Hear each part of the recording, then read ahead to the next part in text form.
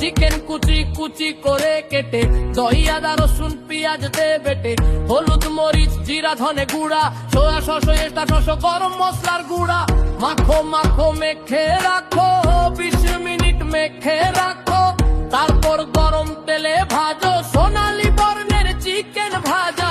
Chicken Sharma খেতে মজা,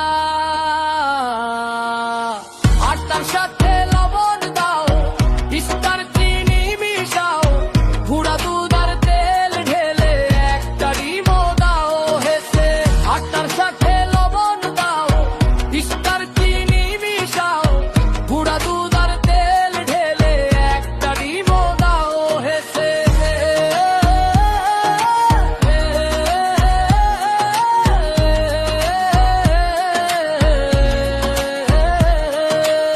পানি দিয়ে মাখো মাখো, নরম ডো বানাও দেখো, ঘন্টা খানেক ঢেকে রাখো, ডো ফুলে উঠবে দেখো।